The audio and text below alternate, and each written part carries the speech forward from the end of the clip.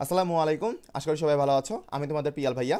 আজকে আমরা আলোচনা করব যে আজকে তো তোমাদের পদার্থবিজ্ঞান পরীক্ষা শেষ হলো। দেখতে দেখতে তোমাদের প্রায় 60টা পরীক্ষা শেষ, পদার্থ ধরে মোট 60টা পরীক্ষা শেষ, ঠিক আছে? তো মোট 60টা পরীক্ষা শেষ হয়ে গেছে। এখন আজকে পদার্থ অনেকেরই ভালো হয়েছে, আবার অনেকেরই হচ্ছে খারাপ হয়েছে। যাদের খারাপ হয়েছে তারা ভেঙে পড়তিছো যে ভাইয়া খারাপ হয়ে গেছে, এখন এ প্লাস পাওয়া সম্ভব না। আমি বলবো যে এখনও এ প্লাস পাওয়া সম্ভব। একেবারে ভিডিওর ফার্স্ট টু লাস্টে দেখার চেষ্টা করো, কোনোভাবে স্কিপ করো না। আমি দেখা দিচ্ছি কীভাবে সম্ভব। ওকে, চলো ক্লাসটা স্টার্ট করি।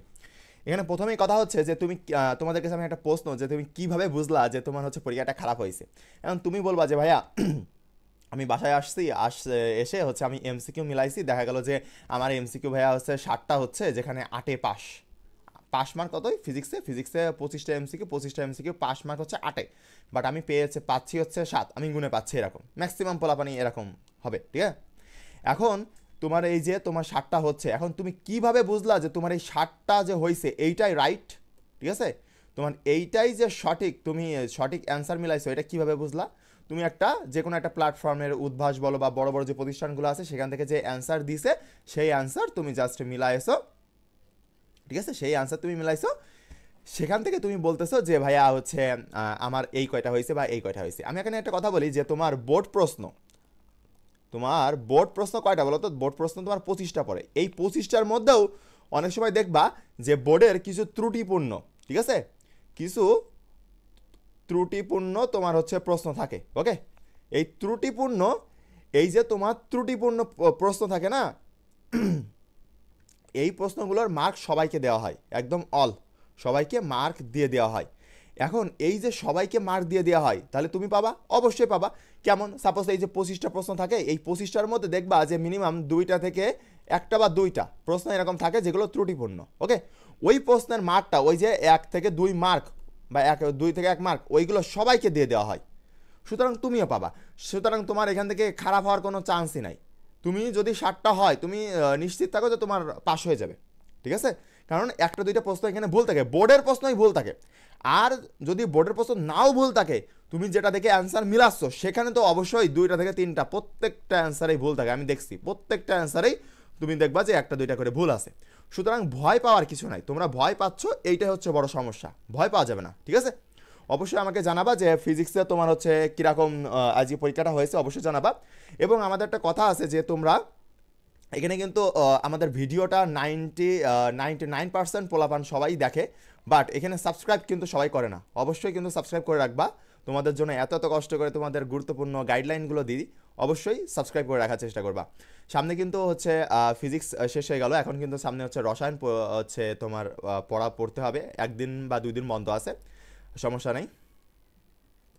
যে কয়দিনই বন্ধ থাকো আমাদের সমস্যা নেই, আমাদের প্রিপারেশনটা 100 শেষ করতে হবে। এখন যদি তোমরা চাও যে রসায়নের উপর ডেডিকেটেডভাবে সাজেশন, টাইপ অনুযায়ী সাজেশন বা সাজেশন ক্লাস, তারা অবশ্যই আমাকে জানাবা, ইনশাল্লাহ আমি দেওয়ার চেষ্টা করবো। ওকে, আর এখানে আরেকটা বিষয় সেটা খেয়াল রাখতে হবে যে তোমরা রেজাল্ট হাতে না পাওয়া পর্যন্ত কোনোভাবেই বলবা না যে এই পরীক্ষা খারাপ হয়েছে বা এই পরীক্ষা খারাপ হয়েছে। তোমার সাপোজ তুমি 19 পাইছো পরীক্ষায়, সাপোজ 19 পাইছো, এখন টাইপরাইটার ভুল করলে তোমার এই 19 উল্টে যায় 91 হয়ে গেছে। এই ভুল কিন্তু কেউ সংশোধন করবে না, এই ভুল কিন্তু এইভাবেই থেকে যাবে 91। সাপোজ তুমি 19 পাইতে, সেখানে 91 হয়ে গেছে। ওকে, বা তুমি 91 মার্কস পাইছো, সেখানে দেখা গেলো যে টাইপরাইটার ভুল করছে, তোমার ওই মার্কটা তুলতে 91 জায়গায় 19 হয়ে গেছে। হইতেই পারে, তুমি কোনোভাবে এটা সংশোধন করতে পারবে না। সুতরাং আমি বলবো যে এটা সম্পূর্ণই আল্লাহর উপর, সৃষ্টিকর্তার উপরে ছেড়ে দাও, দিয়ে তুমি সামনের পরীক্ষা, যেটা গেছে তা গেছে, সামনের পরীক্ষা নিয়ে ভাবো, ঠিক আছে? সামনের পরীক্ষা নিয়ে ভাবনা চিন্তা শুরু করো, ইনশাল্লাহ ভালো হবে। এখন আমি বলি যে কিভাবে তোমার এখনও A+ পাওয়ার সম্ভাবনা আছে। এখনও A+ পাওয়ার সম্ভাবনা এইভাবে আছে, দেখো যে তোমার অলরেডি কিন্তু তোমার গণিত পরীক্ষাটা খারাপ হয়েছে। ম্যাক্সিমাম পোলাপান গণিত পরীক্ষা খারাপ দিচ্ছে। সাপোজ তুমি গণিত পরীক্ষায় A- পাচ্ছ, আর আজকে তোমার সাপোজ পদার্থ পরীক্ষাটাও খারাপ হয়েছে মোটামুটি।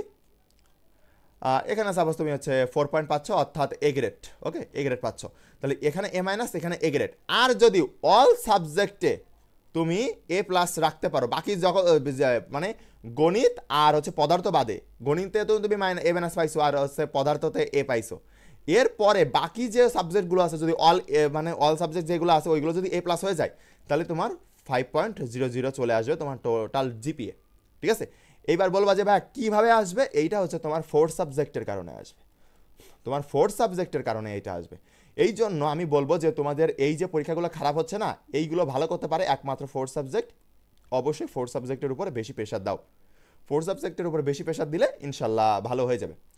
এখন কালকের তোমার হচ্ছে হাতে আর অল্প সময় আছে, তারপর ফিজিক্স পরীক্ষা শেষ, সামনে হচ্ছে রসায়ন পরীক্ষা। তোমাদের যদি রসায়ন পরীক্ষার হচ্ছে একেবারে টাইপ অনুযায়ী সাজেশন লাগে, যে ভাই টাইপ বাই টাইপ আমি সলভ করবো, টাইপ বাই টাইপ সাজেশন, তাহলে অবশ্যই আমাদেরকে বলবা, ইনশাল্লাহ কমেন্ট করবা, আমি হচ্ছে দিয়ে দেওয়ার চেষ্টা করবো, ড্রাইভ লিঙ্ক দিয়ে দিব। আর ভয় পাওয়ার কিছু নাই, A to Z ভালো হবে ইনশাল্লাহ। শুধু এখন 4 সাবজেক্টের উপরে বেশি একটু খেয়াল করো, 4 সাবজেক্টে যদি তোমার A+ চলে আসে, তাহলে যে পরীক্ষাগুলো খারাপ হয়েছে সেগুলো তোমার ভালো হয়ে যাবে, ঠিক আছে? তাহলে আজকে ভিডিও এই পর্যন্তই। আর যদি ভিডিওটা ভালো লাগে অবশ্যই শেয়ার করবা।